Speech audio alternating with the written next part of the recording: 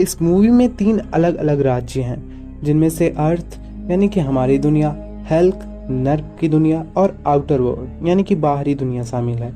इन तीनों राज्यों में एक दूसरे को हराने के लिए काफ़ी ज़्यादा लड़ाई हुआ करती थी। इसीलिए एल्डर गॉड्स ने ये डिसाइड किया कि मॉर्टल कॉम्बैट नाम की एक टूर्नामेंट होगी, जिसमें टोटल 9 राउंड्स होंगे और जो राज्य इस प्रतियोगिता में जीतेगा वो हारने वाले राज्य को अपने राज्य में मिला सकता है और उस पर राज कर सकता है। पृथ्वी के प्रोटेक्टर लॉर्ड रेडन है, ये एक गॉड है। वहीं दूसरी तरफ आउटर वर्ल्ड के लीडर का नाम सांग सुंग है।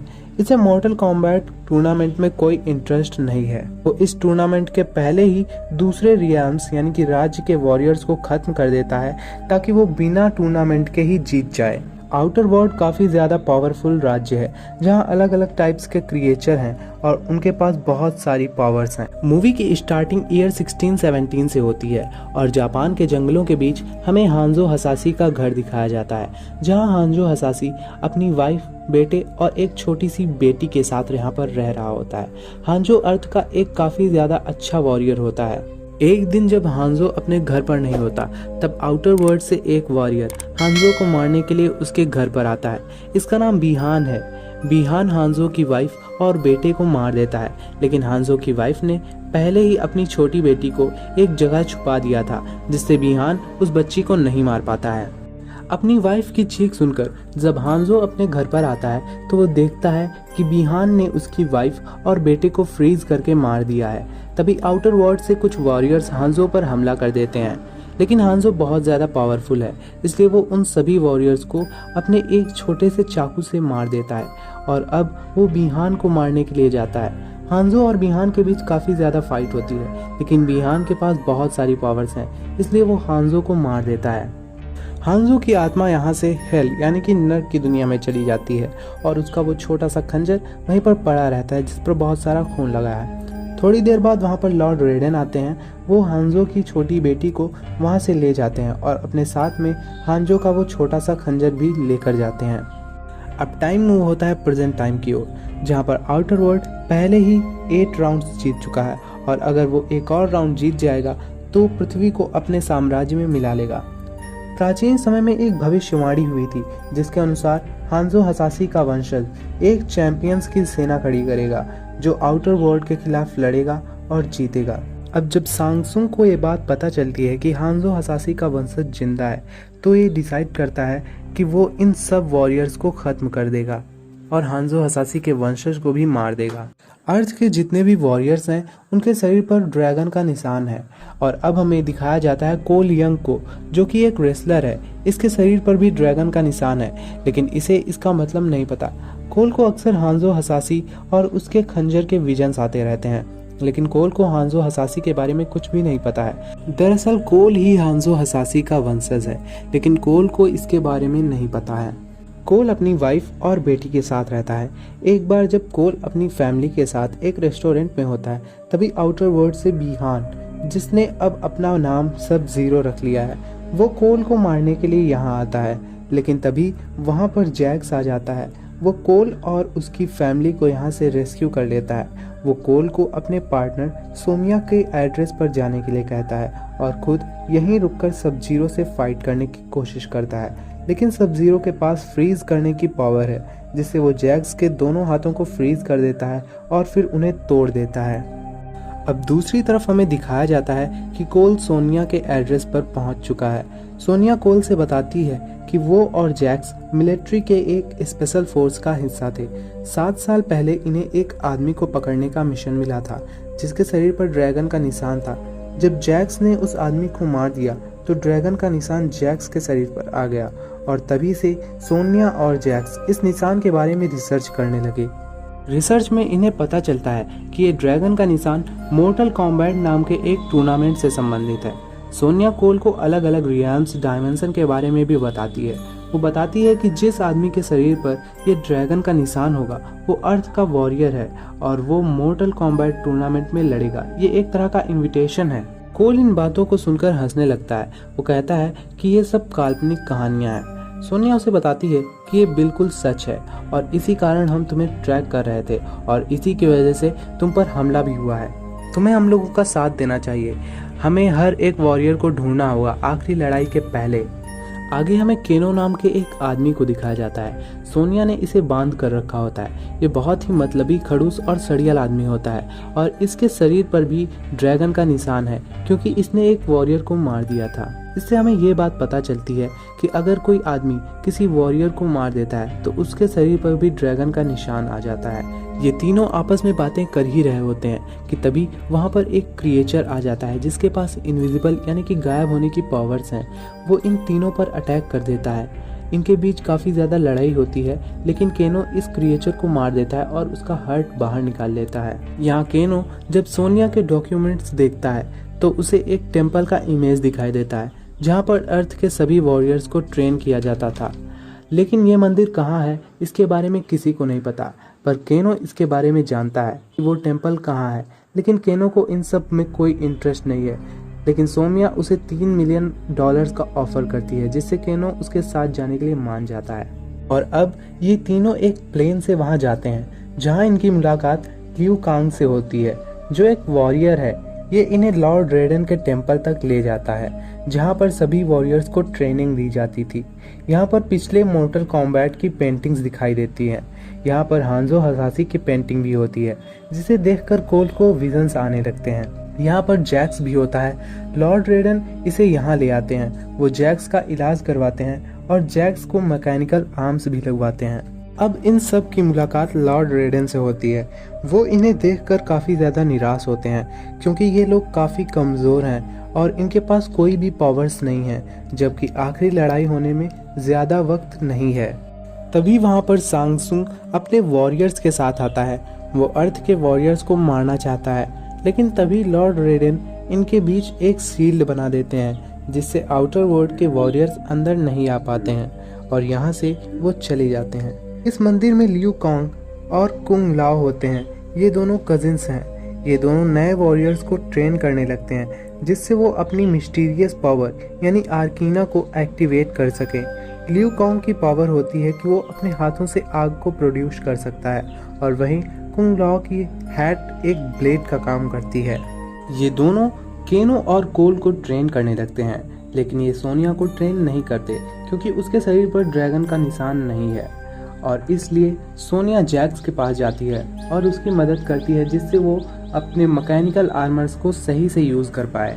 रात में जब ये सब लोग साथ में खाना खा रहे होते हैं तो केनो बाकी सब लोगों को काफ़ी भला बुरा कहता है और वो काफ़ी ज़्यादा गुस्सा हो जाता है और तभी केनो की आर्कीना एक्टिवेट हो जाती है और उसकी आंख से लेज़र बीम निकलती है। वो काफ़ी खुश होता है और अब वो किसी पर भी लेज़र बीम से हमला कर सकता है।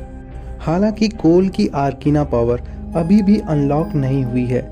लियू कांग और कुंग लाओ 2-3 दिन तक उसे ट्रेनिंग देते रहते हैं लेकिन उसकी आर्कीना पावर अनलॉक ही नहीं होती जिससे वो काफ़ी ज़्यादा निराश हो जाता है।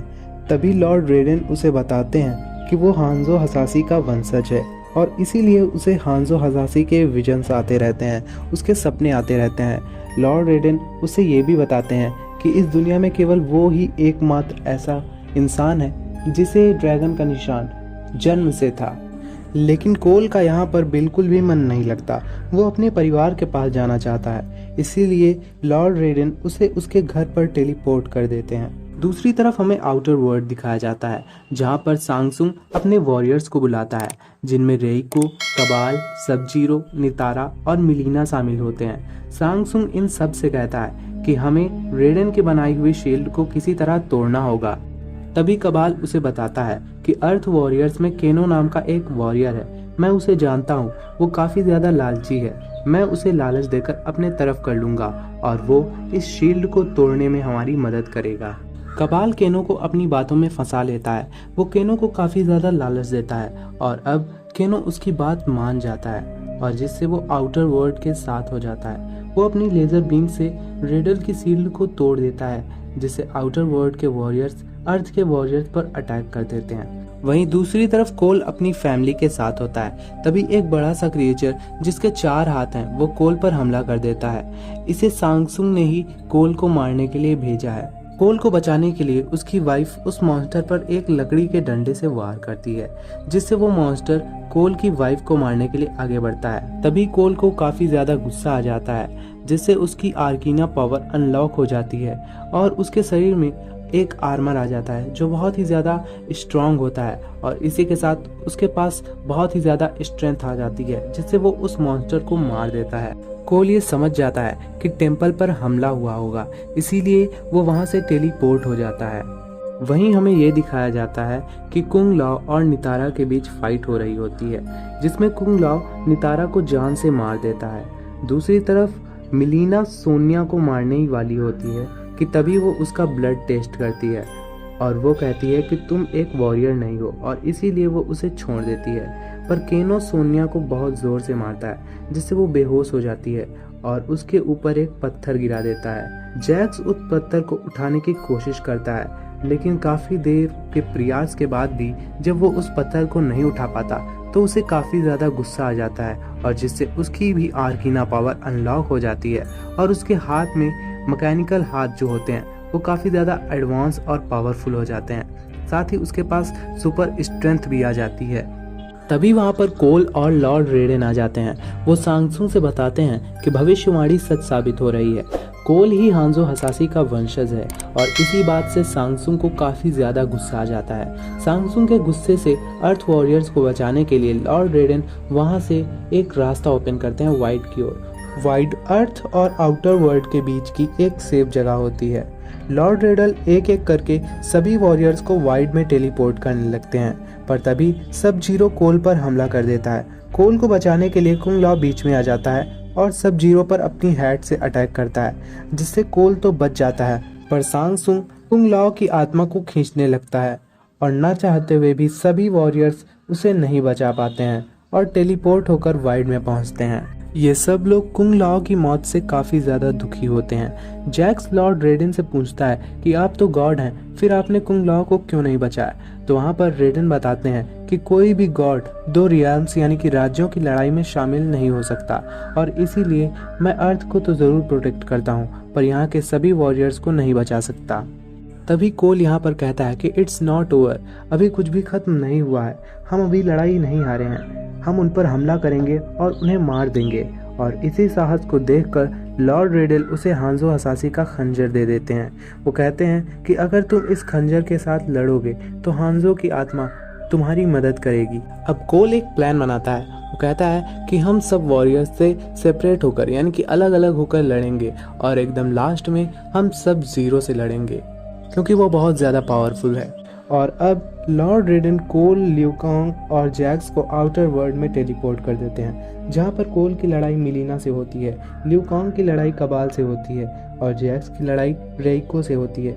ल्यूकांग और जैक्स कबाल और रेइको को मार देते हैं। वहीं दूसरी तरफ सोनिया अर्थ पर केनो को मारने के लिए जाती है क्योंकि केनो ने उन्हें धोखा दिया था, लेकिन केनो के पास अब आर्कीना पावर है इसलिए वो सोनिया पर भारी पड़ रहा होता है। लेकिन सोनिया केनो को मारने में कामयाब हो जाती है जिससे सोनिया के शरीर पर भी ड्रैगन का निशान आ जाता है और अब वो भी एक वॉरियर है। कोल और मिलीना की लड़ाई में मिलीना कोल पर भारी पड़ रही होती है, लेकिन तभी वहाँ पर सोनिया आ जाती है और वो अपने हाथों से एक बहुत ही पावरफुल एनर्जी रिलीज करती है। दरअसल ये उसकी आर्कीना पावर है और जिससे मिलीना पूरी तरह से मर जाती है। जब सांगसुंग को ये बात पता चलती है कि उसके वॉरियर्स खत्म हो चुके हैं तो वो सब जीरो को कोल की फैमिली को मारने के लिए भेजता है। सब जीरो कोल की फैमिली को पकड़ लेता है, वो उन्हें फ्रीज कर देता है ताकि हांजो हसासी का वंश पूरी तरह से खत्म हो जाए, पर कोल की फैमिली अब भी जिंदा है। तभी वहाँ पर कोल आ जाता है, वो सब जीरो से लड़ने लगता है, लेकिन सब जीरो के पास बहुत सारी पावर्स हैं, उसके पास फ्रीज करने की पावर्स हैं, इसलिए वो कोल पर भारी पड़ने लगता है। पर तभी कोल को उसके खंजर की याद आती है और वो उस खंजर से सब जीरो पर अटैक करने लगता है। सब जीरो इस खंजर को देखकर काफ़ी ज़्यादा हैरान होता है, लेकिन वो इस खंजर को कोल के अंदर घुसेड़ने लगता है जिससे कोल का ब्लड उस खंजर पर लगता है और हांजो हसासी की स्पिरिट वहाँ पर आ जाती है। हांजो एक स्कॉर्पियन बन चुके हैं, वो काफ़ी ज़्यादा पावरफुल हैं और वो अब नर्क की दुनिया से बिलोंग करते हैं। अपनी फैमिली को मरता हुआ देखकर हांजो हसासी को बहुत ज़्यादा गुस्सा आता है और वो सब जीरो पर अटैक करने लगता है। यहाँ पर हांजो हसासी और कोल मिलकर सब जीरो का सामना करते हैं और आखिरी में हांजो हसासी अपनी आग वाली पावर से उसे जला देते हैं क्योंकि अब हांजो हसासी नर्क की दुनिया में रहते हैं और उन्हें आग को कंट्रोल करना आता है। हांजो अपने वंश को देखकर काफी ज्यादा खुश होते हैं। वो कोल से कहते हैं कि मेरे वंश का ख्याल रखना, और ये कहकर वो नर्क की दुनिया में वापस चले जाते हैं। तभी वहाँ पर लॉर्ड रेडन और बाकी सभी वॉरियर्स आते हैं। वो यहाँ पर कोल और उनकी फैमिली को देखते हैं। तभी वहाँ पर सांग सुंग आ जाता है। वो अपने सभी वॉरियर्स की सोल को आउटर वर्ल्ड ले जाता है। वो लॉर्ड रेडन को चेतावनी देता है कि मैं फिर से आऊँगा और इस बार मैं पूरी सेना के साथ आऊँगा। लॉर्ड रेडन उसे आउटर वर्ल्ड में टेलीपोर्ट कर देते हैं। अब आगे लॉर्ड रेडन सभी वॉरियर्स से कहते हैं कि भले ही हम ये लड़ाई जीत गए हों, लेकिन आगे आने वाली लड़ाई बहुत ज़्यादा खतरनाक होगी। हमें और भी वॉरियर्स को ढूंढना होगा। और लास्ट में हम देखते हैं कि कोल हॉलीवुड के लिए निकलता है जॉन केज को ढूंढने के लिए। और इसी के साथ ये मूवी यहीं पर एंड हो जाती है। इस मूवी के आगे आने वाले सीक्वल्स भी 1-2 साल में रिलीज होंगे। और अगर आपको ये एक्सप्लेनेशन वीडियो पसंद आई हो तो वीडियो को लाइक कर दीजिए। चैनल पर नए हैं तो चैनल को सब्सक्राइब करके बेल आइकन जरूर दबा दीजिए। Thanks for watching.